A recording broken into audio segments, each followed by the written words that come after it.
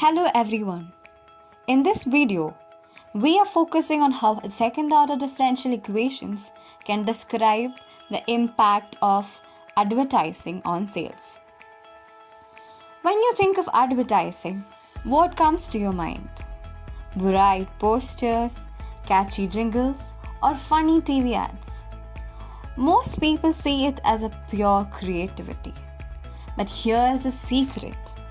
Behind every successful campaign lies a lot of maths.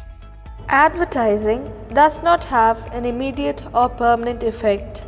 Sales rise, but the effect fades over time and customers respond with some delay. This is why businesses use mathematics to measure and predict advertising impact. In this video, we are going to show you how maths explains the way ads affect sales over time. And we look at two very different real-world strategies. Coca-Cola's continuous advertising, which keeps them constantly in your mind, and Apple's burst advertising, where they spend big only at key moments like product launches. By the end, you'll see why advertising isn't just art, it's also powered by maths. When we study how sales respond to advertising, we often notice two things. Sales rise when advertising is active, and sales fade away when advertising stops. This is due to forgetting and market resistance. This can be captured using second-order differential equations. The equation shown on the screen shows us the ordinary differential equation that tells us how the ads affect the sales. S denotes sales at time t. The first derivative of sales measures the rate of change of sales.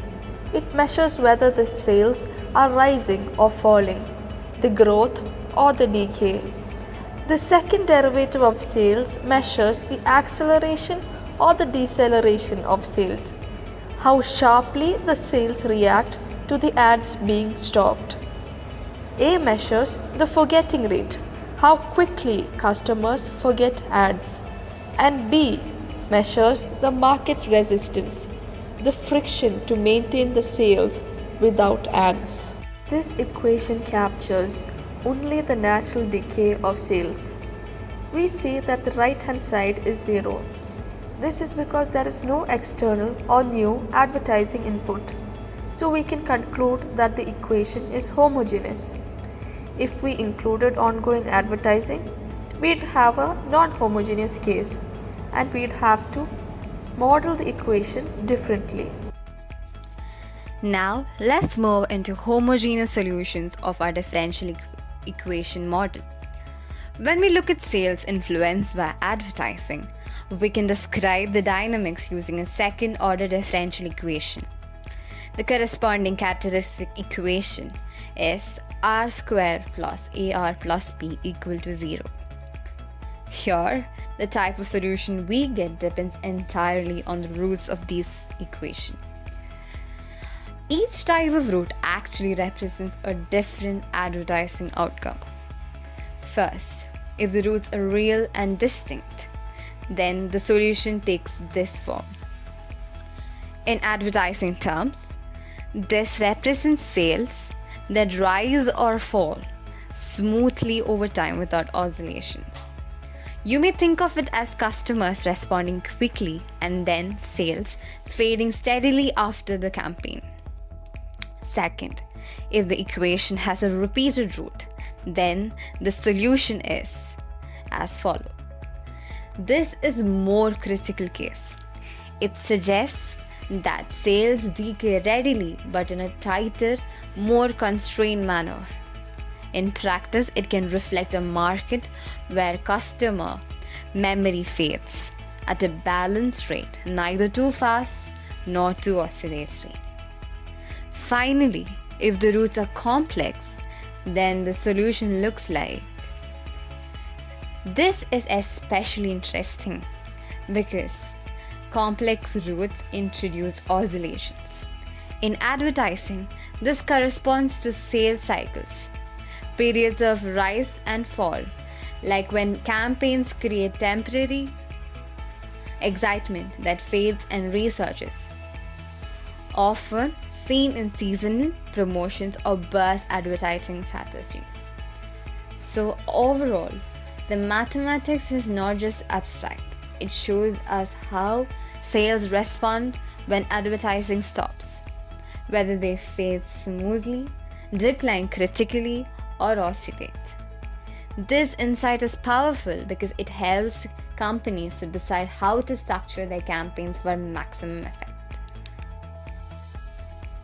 Here, we see the three possible patterns of homogeneous solutions. The first graph shows exponential decay. Sales fall quickly at first and then level out. This happens when the effect of advertising fades steadily. The second graph shows straight critical decay, where sales drop more smoothly without oscillations. It reflects a balanced market response. Finally, the third graph shows oscillatory decay, where the sales rise and fall in cycles, often caused by repeated excitement and forgetting, similar to seasonal or burst advertising campaigns. So these graphs help us visualize how different route types translate into real sale patterns. Now, let's look at the particular solution. This part shows how different forms of advertising input directly shape sales outcomes. If advertising is constant, written as AT is equal to A0, then sales remain steady at a constant level. If advertising gradually decreases over time, say AT is equal to A0 e raised to minus lambda t, then the sales also show a decaying trend. This reflects situations where campaigns lose intensity or customer memory fades quickly. Finally, if the advertising is periodic, meaning AT repeats in cycles, then sales also show oscillations. This is common in seasonal promotions or burst advertising, where campaigns create repeated waves of excitement and sales growth. So, the particular solution links advertising strategy directly to the sales curve, helping businesses predict outcomes more accurately. Parameters interpretation. The parameter A represents the forgetting speed. A higher value means customers forget the advertisement faster, which leads to quicker memory loss of the brand message. The parameter B stands for market resistance. This captures the impact of competition. If B is higher, it means stronger competitors are pulling customers away, reducing the effect of our ads. Finally, K is the ad effectiveness. The higher the value of K, the stronger the impact of advertising, resulting in a bigger boost in sales. So these parameters tell us how quickly people forget and how the competition is and how powerful our advertising really is. Think about Coca-Cola. Everybody knows Coke exists, but they never stop advertising. Why? Because advertising works like a reminder. If reminders stop, people gradually forget. Here's how Coca-Cola's continuous ads translate into a simple differential equation. Mathematically, if advertising is constant, that is, A of t is equal to A naught, the second order ordinary differential equation becomes d square s by dt square plus a ds by dt plus bs is equal to k a naught. This equation has two parts. The first part, a homogeneous solution, sh of t is equal to c1 e raised to r1t plus c2 e raised to r2t, which fades with time depending on the roots of r square plus ar plus b is equal to 0. And the second part, a particular solution, SP is equal to K A naught by B, which is the long run equilibrium. So, if advertising stays constant, the sales equation looks like this. When we solve it, the sales curve eventually stabilizes at a steady level. S of t tends to K A naught by B. That's the equilibrium Coca-Cola achieves by always running ads. Sales rise at first, but then settle into this steady state. If Coca-Cola stopped advertising, sales would drop back down. That's why their ads never stop. Apple has always been known for its powerful advertising. Instead of constant promotions, Apple uses a burst strategy, running bold and creative campaigns right before a major launch. This approach creates excitement, captures global attention, and drives massive sales spikes. Here's an example of how Apple uses advertising to make every product launch unforgettable. Apple's burst advertising strategy is all about timing and intensity. The company launches short, high-intensity ad bursts that create maximum impact, especially around new product launches. These campaigns generate sharp spikes in both sales and consumer interest, while building global anticipation and hype. Unlike continuous advertising, this approach is cost efficient and helps Apple maintain its premium brand image. The business impact is clear. Each launch creates a strong buzz, driving sales to peak sharply before gradually declining. Then, with the next product release, the cycle repeats, keeping Apple constantly in the spotlight. Let's break down the mathematical model behind Apple's burst advertising strategy.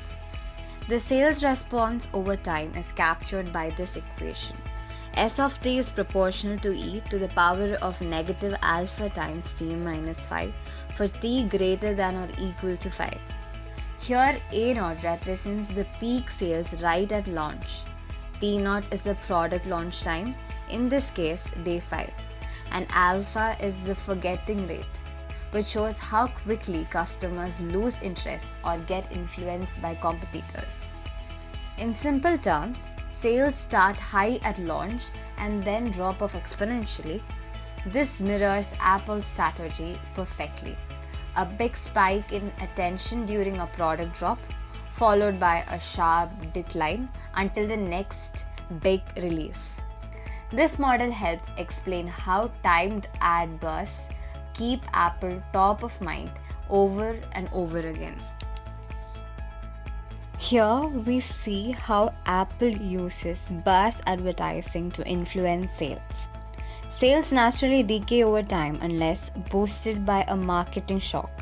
Mathematically, this is represented by a differential equation where the impulse from the advertising instantly lifts sales to a peak value, a 0.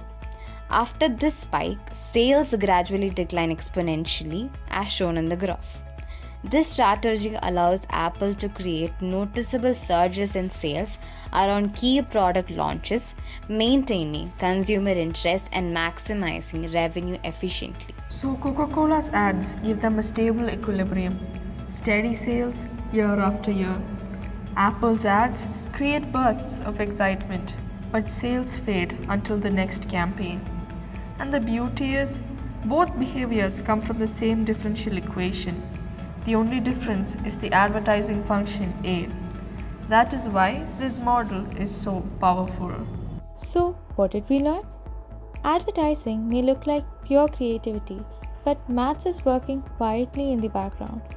Differential equations and models help explain why some campaigns stabilize sales, while others create huge spikes that eventually fade.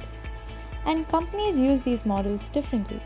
Coca-Cola invests in continuous ads to stay steady, while Apple uses bursts to spark excitement at just the right time. Creativity grabs attention, but Max makes sure that attention actually turns into sales. Together, they create campaigns that are memorable and effective. And that's exactly why advertising needs Max. Thanks for watching.